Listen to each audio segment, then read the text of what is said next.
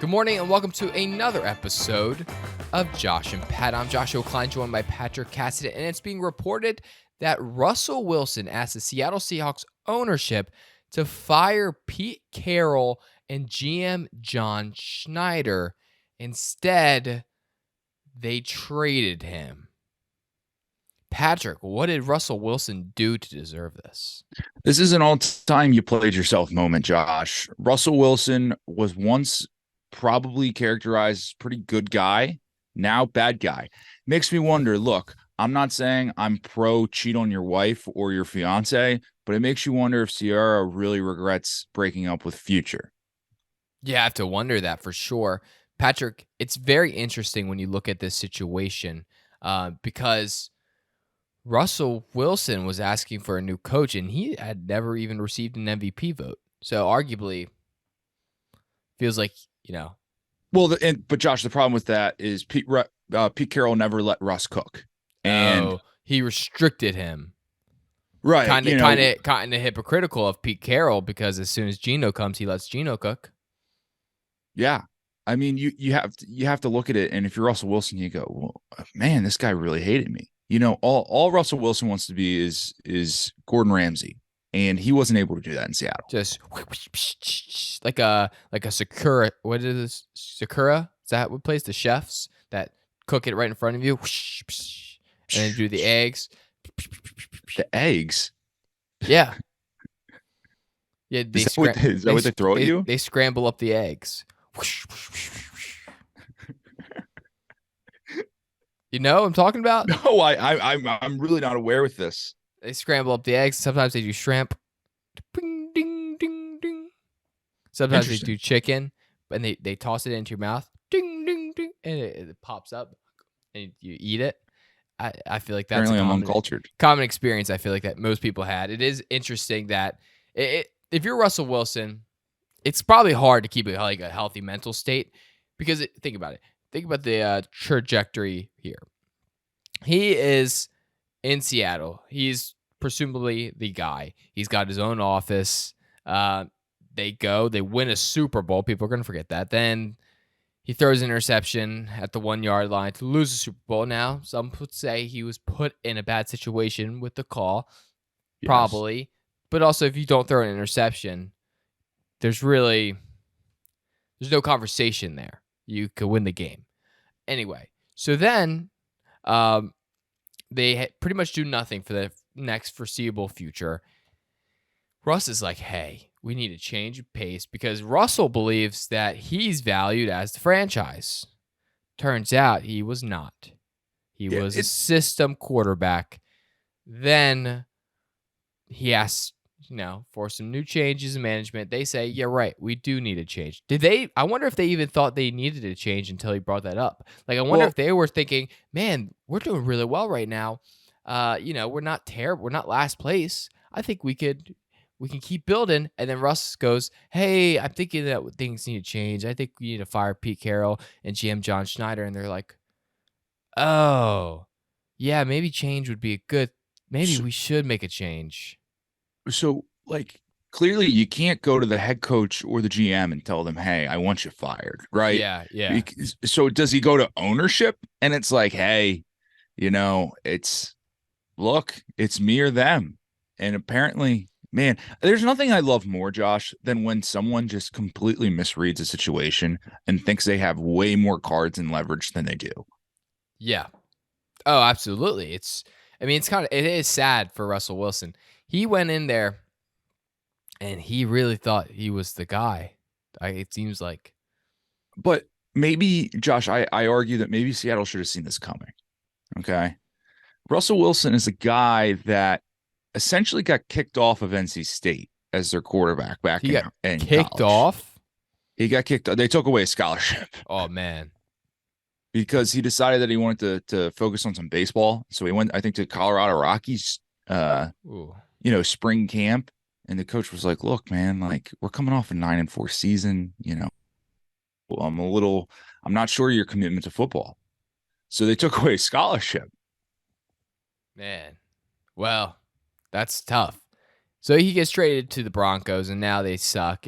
But hey, he's got a new coach, And if Sean Payton can make Drew Brees look good, he can make anyone look good, right? Yeah, I just want to say this. I don't know who's doing the Wikipedia for Russell Wilson. Must be his PR team. That's great Oh, for is, them, is, right? is it really good? This is in the first paragraph. Wilson has been regarded as one of the greatest dual threat quarterbacks of all time. Okay. Interesting. Okay. Yeah, he burn you with those legs, burn you with the arm. That's what it takes. Mhm. Also, funny story coming out from the Russell Wilson Broncos situation. So the Broncos just hired 28-year-old Davis Webb, who was previously this past season backing up Daniel Jones, Mhm. and they hired him to be the quarterbacks coach for 34-year-old Russell Wilson. So this guy is now coming in, and at 28 years old, he's going to have to coach 34-year-old Russell Wilson, who's won a Super Bowl.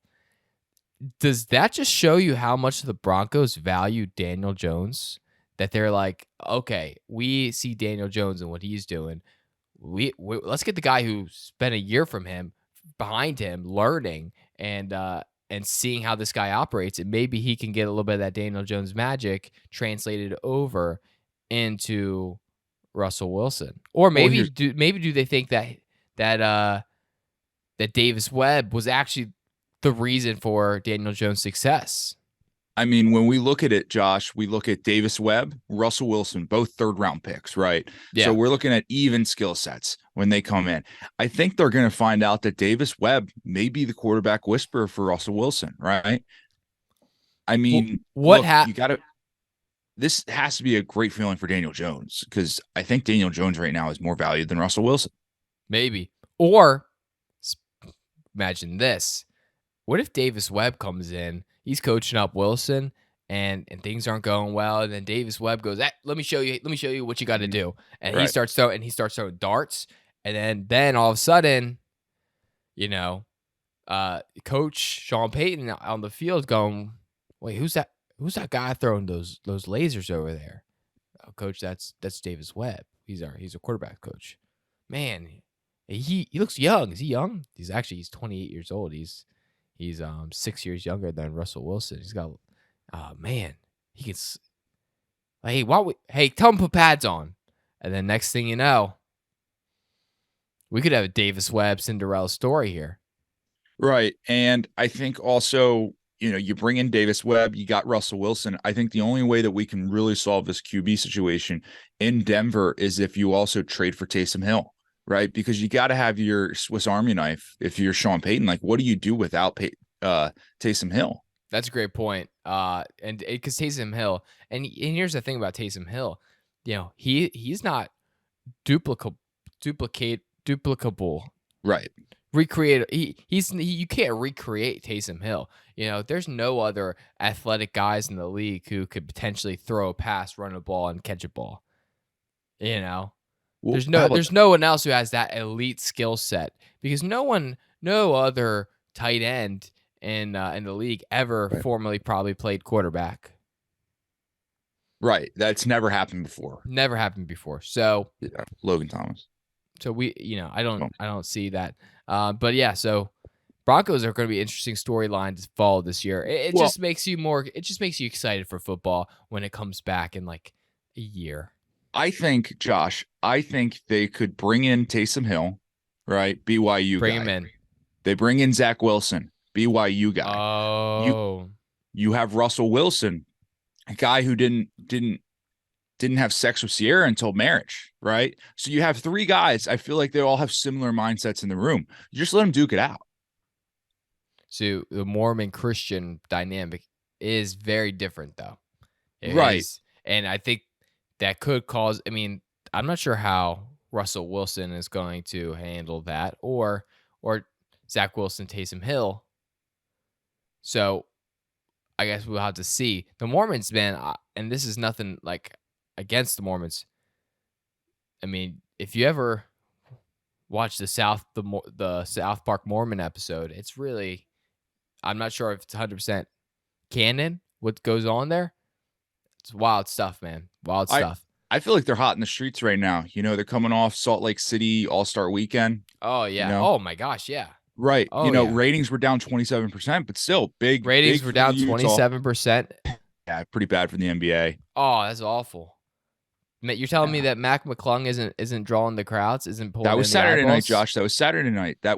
We all know that LeBron injured his pinky, so everybody turned off the game. We can't have that. People are Oh, playing too hard in the All-Star game. That's what people are saying, and apparently the fans didn't like it. playing too hard in the All-Star game. LeBron James gets hurt. Not a good thing. Don't play hard in the All-Star game. LeBron James doesn't get hurt. That seems like simple Nope. math formula. So it's being reported that Lamar Jackson and the Ravens are $100 million off of each other and what one is going to offer and what one is asking. And this is in guaranteed money, not just overall contract, guaranteed money. Right. So it's like $100 million is a lot of money, Patrick. Yeah. $100 million. Josh, what would I do with $100 million? Well, I would invest it in the GoFundMe that you started to get DeAndre Hopkins to Baltimore, the first NFL NIL deal. Wow. And I think that's what Lamar Jackson should do. Man, that's smart. Some would say that's what taking, a team-friendly deal is. Mm-hmm. I personally would start my own NASCAR team, and I'd be the driver. What series would you go in, Josh? Well, we're working our way up. I feel like right now I'd have to be dirt just because that's what the game will let me. But I could be Cup Series for sure. That's the topic for later in the episode, though. $100 million is a lot of money. That's like, Patrick, if I was like you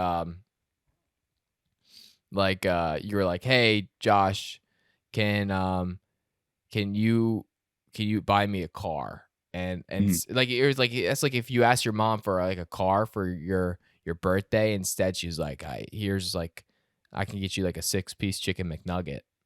Right. And it's like, arguably, maybe you shouldn't have been asking for a car for your birthday because that's a big expense. Mm-hmm. It's like kind of unfair. It's kind of unfair for you to put that on your mom, actually, now that I'm thinking about it. It is unfair because then it's when the mom can't deliver, then you're going to get upset about it. Yeah. And what's weird about what happens with that is you're asking for a car from your mom and the mom's trying to call you and work something out, but you're not picking up the phone. Yeah, she's like, hey, right? well, maybe like that really nice car that you wanted, like maybe that's too much, but I know like grandma, she's not really driving anymore, and she has that one, 2003 Camry, that might be something that we could work out a deal for, and you're not even listening because you're just in your own brain. Oh, you don't even know because you didn't answer the phone. Yeah, you didn't even pick it up because you got a successful soul food restaurant. You don't have time for picking up all these calls. Yeah, I agree. Yeah, it's like last year. Last year, you finally were able to buy a Kia, and now you want the Porsche, but you won't answer the phone call to even try to get maybe just a Mustang.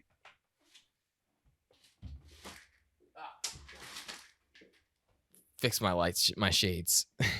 I know. Yeah, exactly, Patrick. You're 100% right. So yeah, I think something needs to change here. I mean, let's be real. He's not going to be in Baltimore. You don't come up like both people are set in their ways. They're not changing. Lamar Jackson all of a sudden one day isn't going to be like, you know what? I'll take $100 million less in guarantee. And the Ravens are never going to be one day going, yeah, we're just going to fork up $100 million. And It's not like, and it doesn't seem like they want to negotiate. It's like Lamar's like, hey, that's my price, $234 or $240 million guaranteed, fully guaranteed contract. And the Ravens are like, we can't do that. We can give you this. But then the Ravens are like, we want to make a deal though. And Lamar Jackson's like, I want to make a deal. Yeah, for sure. I love Baltimore. But does either team actually want to make a deal, or because it doesn't feel like it? Josh, I love Lamar, But part of me really hopes that like he just hits the open market and he doesn't get close to the Deshaun Watson deal. He's And not. so I don't think listen. I don't think he's going to because listen, quarterbacks have signed since the Deshaun Watson deal and have not made what Deshaun Watson's making. I right. think we already know it's an anomaly. Now, But Josh, then look at the other guys that are very highly paid, right? We look at Deshaun Watson, his first year in Cleveland was not good. Okay. We look at Kyler Murray's the next one name that comes up. He was not good last year, right? So yeah, you're right now, if you're Lamar Jackson, your standard is average quarterback play. yeah, And there's not one owner except in Cleveland that would give out a quarterback that kind of money for average QB play. yeah. It's also, and if you think about it too, in 2023 to win the Super Bowl, you almost need to have a quarterback in his first 5 years, Right. Well, it's the rookie unless you're contracts. unless it's rookie contracts, exactly. It's the rookie. Unless your name is Patrick Mahomes, in which case you can do whatever you want. Right. And I think that's why the Bills really need to consider, I think Brandon Beane said it himself, look, they don't have the rookie contracts. That's why they couldn't beat the Bengals. Yeah. Maybe they need to move off Josh Allen. That's a question I think they need to start answering. By the way, what happens with Joe Burrow? Now, here's my scenario where I paint the picture. Joe Burrow is going to need to be paid pretty soon here. You can't go to a Super Bowl and then an AFC Championship game, like just back-to-back years on a team that before you were on the team actually Couldn't win a was playoff game. the worst team in football, statistically, as far as just getting number one draft pick. And then now you have the success. Now here's where if the Ravens did decide to sign Lamar Jackson to a fully guaranteed deal, it's like then Joe Burrow has precedent of 2 times in the division, and he just goes, he could go, I guess I got to make $260 million, fully guaranteed. And then what do the Bengals do? The Bengals, we know that they're not spending a whole bunch of money in a bunch of places.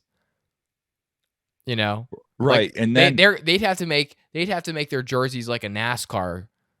You just sponsors every week would be a different sponsor. So, 1 week we get out there, they landed a really good deal that week. They have a very good national sponsor. They got Kleenex on there. But then the next week, you got the local deli in Cincinnati, that people might not want to watch them. No, it's good. Yeah, that's the thing. Or Joe Burrow, because that could then screw the rest of the division. Like, say we give Lamar Jackson like a $240 million guaranteed deal, and Joe Burrow goes, I ain't in it for the money, and then just like plays for something ridiculously low, and then he plays for like 160. Yeah, and then he just screws everyone because like the Browns not going to be able to do anything because the salary cap. Ravens not going to be able to do anything because of salary cap, and Joe Burrow is just going to be able to run the division. He's probably praying for that. And then what? And then it's just him and Kenny Pickett going at it. Right. And then Kenny Pickett will be like, you know what, Joe Burrow, I'll one-up you. I'll only take 120. Yeah. This could become the highest paid division in football very fast. When the worst quarterback is already making what he's making, it's like, wait a second. From here, it can only get crazy, right? Deshaun Watson, I don't think we talk enough about this guy because you can argue he is a criminal for what he did with the women. I argue he's also a criminal. Allegedly. Okay. I argue he's also a criminal because he freaking robbed the Browns of $230 million. Or he's a genius businessman. Did he stir up all the controversy strictly to put himself in a situation where the Browns would pay a fully guaranteed deal for him?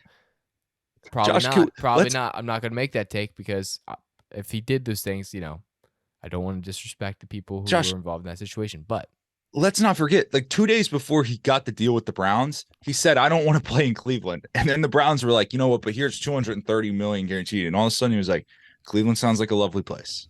Which that's a liar, right? Like he's a liar if he thinks Cleveland's like a good place. How close to Cleveland was the trains that exploded? in East Palestine? That's a great question. We can do a quick Google search at East Palestine on a Yeah, map, and that search comes up, and it's terrible stuff that's happening to them, it is and tough. it is. The chemicals they're leaking, so listen, some fishy stuff going on over there. Well, yeah, because didn't you see? I saw a TikTok the other day that Oh, you're on TikTok. okay, maybe it was an Instagram reel. We won't. Okay, whatever. That they made a movie about this last year based in East Palestine is where they shot it. They filmed it. And I'm like, that's a little sketchy. What? Yeah, right. I don't know Right. what that means. But when you look at it, it's an hour and 30 minutes from Cleveland to East It's pretty Palestine. close. Pretty close. Yeah. It's pretty close. Dang, wow. I was wondering if you were going to go somewhere with that. No, I just want to know because, if you're telling me if the nuclear leak is going to have any like impact on like maybe like trades and free agency acquisitions, I'm not sure. So you're telling me I filibustered for a minute for you to be like, oh, okay, cool. It's 90 minutes away. Yeah. Okay, I just thanks, Josh. yeah, no problem, man. Anyway, moving on. The XFL had a major Thursday night football game last night. I didn't even know that they were having Thursday night football games. But the Battlehawks get a big win over the Seattle Sea Dragons. And what does it tell us, Patrick? It tells us the Battlehawks are a top 3 team in this league. And it tells us the Sea Dragons, once again, are showing that they have some work to do. Well, and it's a really tough for the Seattle Sea Dragons. So they had to go DC on Sunday night, and they're arguably back up in the 2000 Ravens defense. Well, they had to play the 2000 Ravens defense, which is unfair for anyone to have to do that in their first game. But it's also unfair for them to have to go from DC to Seattle in a short week. Okay, look, we're all about player safety on this podcast, this show, and Sunday night to Thursday night is not what's in the best interest of this. So we're putting the hot seat on The Rock. The Rock, yeah. Come on, dude. Hey, come on, Dwayne.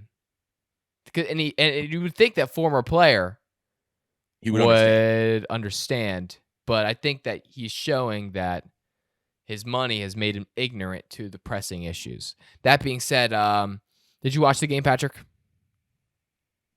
Josh, I'm an avid. It turns out that watching a game on FX is a lot more difficult than you think it is. It was on FX? That's what it was on? Okay, yeah. There's no way it was possible to watch that. Man, that's crazy. Yeah. I did not watch it either. Which is weird because I didn't know FX has any live shows. I thought they just always reran movies. That's usually what it is. It's a rerun movie thing. It's always like you see like Will Smith in Hancock and he's like flying away. And like that's FX to me. My friend works for FX. Really? Yeah. LinkedIn friend? No, friend. Friend. That's good. Yeah. I got a lot of LinkedIn friends though. They didn't, and by the way, I reached out to one of them, see if I can get some, access to Daytona 500. Could not. Wasn't not a friend. Not a real friend. Yeah, seems like it. So Battlehawks win. Big win for them. Going to see how the rest of the XFL shapes out this weekend. I know my Roughnecks play this Sunday night prime time. Very excited about that. Listen, I think we're running the table. We're basically going to be like the whatever 76 Dolphins. Is that it? Yeah. Yeah, we're basically the 76 Dolphins or whatever team went undefeated. Whatever. The Roughnecks have not lost a game in the XFL ever. That's crazy. We're so good. Holy crap. Yeah. Just throwing it out there. Should I get a jersey? This is what I like to say. Probably hard to get a jersey because most players are probably going to kind of rotate through here. Right. This is what I like to do on Twitter sometimes is like comment on like the Defenders post and go, hey, if you fly me up, I'll come to the game. And it's like, of course you're not gonna buy a plane ticket for me. Yeah. And because what makes me mad is like I see the XFL and like the Defenders and like these teams, like they'll retweet people that support the team. I never get anything. That's tough. And I don't think they take your fandom. I think they take your fandom for granted. That's right. Tough. Yeah. XFL has been fun though. Moving on, the Lakers are 3-1. 3-1. The Lakers are 3-1 since the Russell Westbrook trade, proving that, as Twitter has been saying, mostly Lakers fans, that Westbrook was the problem. But too early to say. And I think that if the other Los Angeles wins the championship this year, well, then we'll really know. Right. Russell Westbrook leaving the Lakers is like when your son finally gets rid of that one friend you hate to have over to the house. Yeah, kids. Yeah, big kid. Yeah. Well, no, listen, it seems like it's working out well for them. All their trades. I don't know how much long-term success they're ever going to have. But hey, good for them for trying, I guess. Well, I mean, you're a Lakers fan, so. Oh, former Lakers fan. And when LeBron leaves, maybe I'll reconsider my fanship. But yeah. Lastly, he's out right now, Josh. So maybe you are a fan because he's got the pinky injury. Oh, you're right. Maybe I should cheer for them for a few games. Yeah. Again, how can you play that hard during the All-Star game that you would allow that? It's All-Star game. It's supposed to be fun, relaxing, not super hard, intense. Yeah. Ridiculous. NASCAR is heading west. They're going to be racing in Fontana, which is, for those of you who don't know, a city outside of Los Angeles. Boom. Yes. They're racing at Auto Club Speedway. Patrick, I was looking at who was the favorite for this race, and it's very difficult because what I've been learning is that NASCAR fans, unlike most, a lot of fans bet with their heart and with their emotions on their sleeve. NASCAR fans do it more than anybody. And so every single week, no matter what the track is, the most popular drivers are the favorites. Sure. And you could argue, are they most popular because of the best? Maybe. But I guarantee you, if you look at the records probably like 7-10 years ago, I bet you Dale Earnhardt Jr. was the favorite every single race. Yeah. It's very interesting. So it's kind of hard for me to trust what the odds are telling me when it's like, okay, is Chase Elliott the favorite every single race? Like, is he actually the best chance to win it?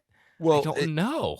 In that thinking, Josh, that means Chase Elliott might be the worst driver on the circuit, because if he's favored in every race and he only wins like 5 of them, like his percentage is terrible. Oh my gosh, Chase, you got to step it up, dude. But it's very tough, Patrick. I don't know how to. You're supposed to bet NASCAR. Who do you like though? Who do you like this weekend? Well, you know who I like. Kyle Larson. He's actually the favorite for this race, plus 650. And I think that's a guy who, he knows how to drive. Josh, can I tell you who I absolutely love this weekend? Who's that? Had a fast car here last year at plus 2,800.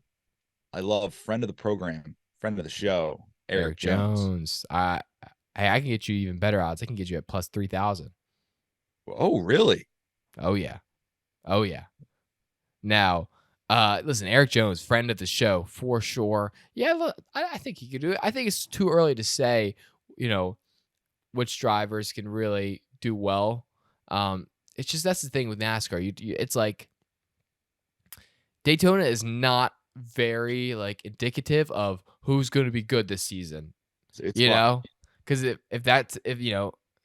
I know anything, it's that our guy, he's not even racing this race. So never mind. What's his face from X Games guy? Oh, Travis Pastrana. Yeah, Travis Pastrana, not even racing. But if stats were going to tell me anything from the Daytona 500 is that he would be racing this race, and he's a top 10 car. That's not the case though. 11, sorry. Yeah. And so we don't really know who's going to be good or not good. We don't know if the racing is going to be good or not good because, they always are changing the cars. And then next thing you know, NASCAR fans are going to get mad no matter what. Yeah. But we don't know anything. So, like, somebody could have a Kyle Larson-like run this year and starting today or starting this week. And we got no clue. We don't know. So that's why it's so tough, these early races. Yep, and that's why you listen to us for predictions. Yeah, and that's why, and here's what I'm going to tell you.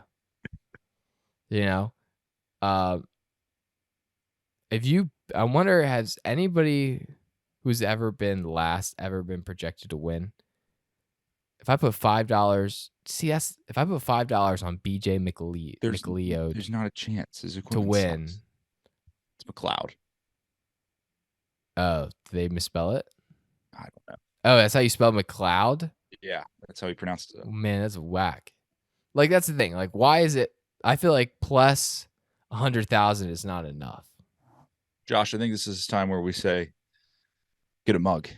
Oh, DM us. Well, thank you guys for watching. If you guys are still listening to the episode, make sure you guys DM us. You will get a free mug. Nobody's ever taken us up on that offer, but one day it will happen. Yeah, make sure you guys have a wonderful day. That's a show. It's kind of weird. Sports not happening really. Sports needs to come back. We need sports back bad. Anyway, also by the way, my NASCAR career going real. Oh, Patrick's gone. Bye, Patrick. I'm actually going to finish this out. My NASCAR career, for those of you who wanted to know, is going really well. Okay, I came second last night. Lost to Tony Stewart. Gave me 2 more laps, I would have beat him. Now we're still on the dirt track, so it's tough. But I've been learning how to drift. I've been learning how to do it the right way, and we're getting there. I think next year I'm lined up for a really good team. And yeah, sorry, the Zoom link. The Zoom basically what happens is it will cut off. I'm actually gonna bring Patrick on the phone here.